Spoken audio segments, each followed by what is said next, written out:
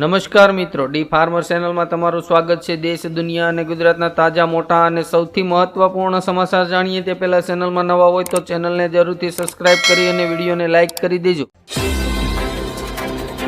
ગુજરાત બનશે કુરુક્ષેત્રનું મેદાન, કોંગ્રેસ બાદ આપના આતિશીનું ગુજરાત માટે મોટું એલાન।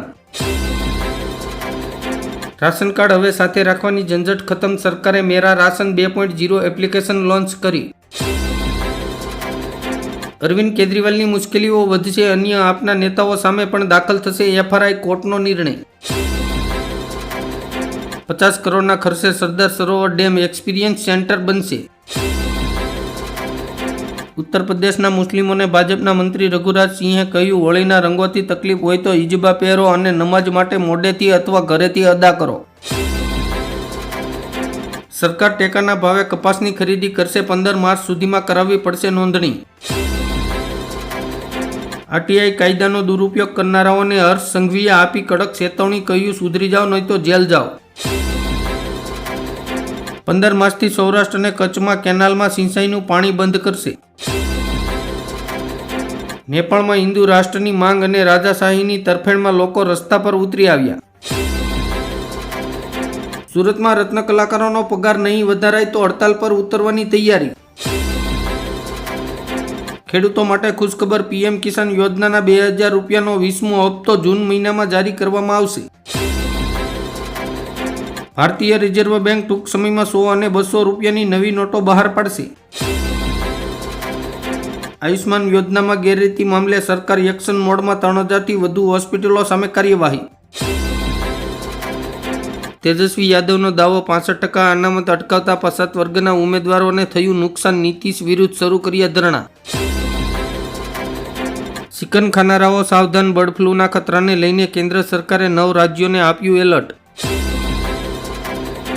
ડાયાબિટીસના દર્દીઓ માટે સારા સમાચાર, હવે દવા 60 રૂપિયાને બદલે ફક્ત 9 રૂપિયામાં મળશે। ભાગેડુ લલિત મોદીને મોટો ઝટકો, લંડન સરકારે રદ કર્યો પાસપોર્ટ। સુરતમાં હીરા ઉદ્યોગમાં મંદીની વચ્ચે હડતાલની ચીમકી, રત્ન કલાકારોને આર્થિક મદદ કરવાની માંગ। ન્યૂઝીલેન્ડના વડાપ્રધાન 5 દિવસ ભારતની મુલાકાતે આવશે। આંધ્રપ્રદેશ સરકાર ત્રીજા બાળકના જન્મ પર મહિલાઓને આપશે ગિફ્ટ, દીકરાનો જન્મ થાય તો ગાય અને દીકરીનો જન્મ થાય તો 50,000 રૂપિયા। ઔરંગઝેબની કબર હટાવવાને લઈને મહારાષ્ટ્રમાં રાજકારણ ગરમાયું, ફડણવીસ સરકારને વિપક્ષનો પણ ટેકો। રાજ્યમાં સ્થાનિક સ્વરાજની ચૂંટણીઓમાં 27% ઓબીસી અનામત સમાંતર લાભની હાઈકોર્ટમાં સુનાવણી। ગુજરાત સરકાર રાજ્યની મહિલાઓને પોતાનો વ્યવસાય શરૂ કરવા માટે 1 લાખ રૂપિયા સુધીની લોન આપશે। યુપીમાં હવે 10,000થી 25,000 રૂપિયાના સ્ટેમ્પ નહીં મળે, યોગી સરકારનો મોટો નિર્ણય। વક્ફ બિલ પર મુસ્લિમ પર્સનલ લો બોર્ડનો કડક પ્રતિસાદ, 13 માર્ચથી જંતર મંતર પર આંદોલનની જાહેરાત। ગૂગલ પે ચૂકવણી પર નવો નિયમ લાગુ, હવે યુપીઆઈ દ્વારા 1000 કે 2000 મોકલવા પર 1 થી 5% ચાર્જ લાગશે। સિરિયામાં હિંસા ફાટી નીકળી, 2 દિવસમાં 1000 લોકોએ ગુમાવ્યા જીવ।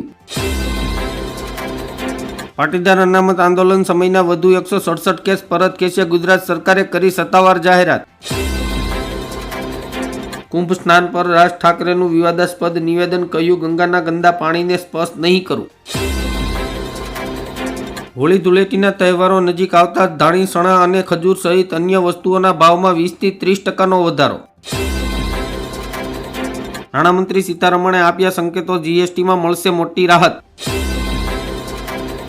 રાહુલ ગાંધીના નિવેદન પર ગોપાલ ઇટાલિયાએ કહ્યું, 20 વર્ષ મોડી ખબર પડી કે કોંગ્રેસના નેતાઓ ભાજપના એજન્ટ બનીને કામ કરે છે।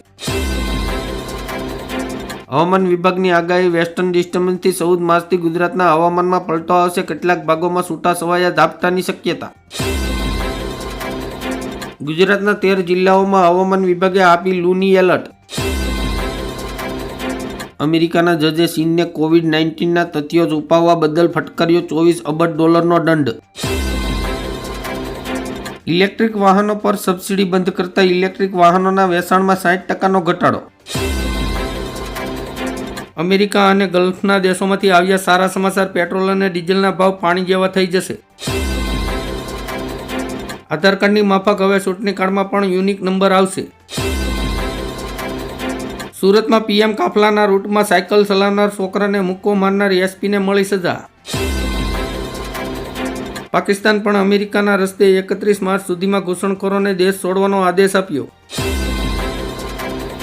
આરબીઆઈએ 5 રૂપિયાના સિક્કાને ચલણમાંથી હટાવ્યો. દિલ્હીમાં વુમન ડે પર મહિલાઓને મોટી ગિફ્ટ. હવે દર મહિને મળશે 2500 રૂપિયાની સહાય. હવે ડાયાબિટીસની ચિંતા કરવાની જરૂર નથી. ઈલાજ શોધી રહેલા વૈજ્ઞાનિકોને મળી મોટી સફળતા. પીએમ મોદીએ કહ્યું, ગરીબોને કોઈ પૂછતું નહોતું, તેને મેં પૂંજ્યા છે.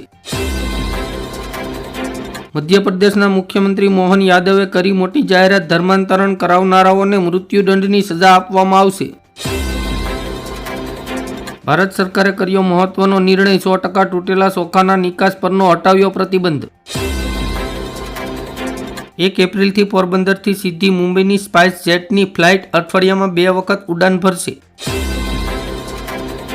હીરા ઉદ્યોગની મંદી. વધુ એક પરિવારને ભરખી ગઈ. સુરતમાં પરિવારનો સામૂહિક આપઘાત. રાહુલ ગાંધીએ મિશન 2027 માટે ગુજરાતમાં અમદાવાદ પહોંચતા ધડાધડ મિટિંગો કરી. રાહુલ ગાંધીએ ગુજરાતમાં કોંગ્રેસના નેતાઓનો ક્લાસ લીધો. માંગ્યા હારના કારણો. આરોગ્ય મંત્રી પંકજસિંહે કહ્યું, આમ આદમી પાર્ટીના 250 મોહલ્લા ક્લિનિક જે ફક્ત કાગળ પર ચાલી રહ્યા હતા તે બંધ કરવામાં આવશે. હવે કોઈપણ દસ્તાવેજ વિના આધાર કાર્ડમાં બદલી શકાશે સરનામું.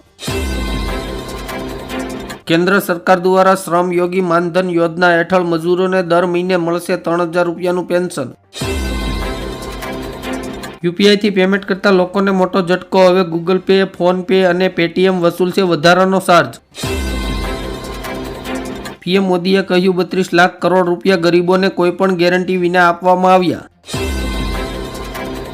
ચૂંટણીમાં હાર બાદ આતિશીએ આપની જવાબદારી સંભાળી. કેજરીવાલના મૌન પર ઉઠ્યા સવાલો. અમેરિકા સાથેના વિવાદ વચ્ચે ચીને ભારતના પગ પકડ્યા. કહ્યું, એકબીજાનો ટેકો આપવો જોઈએ. અમિત શાહ અને સીએમ ભૂપેન્દ્ર પટેલની કોડીનાર મુલાકાત. પહેલા પ્રવીણ રામે ફરી ઇકોઝોન મુદ્દો ઉઠાવ્યો. રાજસ્થાન સરકારે લીધો મોટો નિર્ણય. ખેડૂતોને પીએમ કિસાન યોજના હેઠળ વાર્ષિક 9000 રૂપિયા સુધીની મળશે મદદ. ગુજરાતને રેલવે ફાટકથી મુક્ત બનાવવા માટે 1373 કરોડની યોજનાને સરકારે આપી મંજૂરી. ગુજરાતમાં સમાજવાદી પાર્ટીને મોટો ઝટકો. જીતની ખુશી માત્ર 11 દિવસ જ ટકી. સુરતના 2 લાખથી વધુ લાભાર્થીઓને પ્રધાનમંત્રી ગરીબ કલ્યાણ અન્ન યોજનાનો લાભ મળશે. હવે ગુજરાતમાં પણ યુસીસીની તૈયારી. લગ્ન અને છૂટાછેડા માટે રજીસ્ટ્રેશન ફરજિયાત. ટૂંક સમયમાં તૈયાર થશે ડ્રાફ્ટ.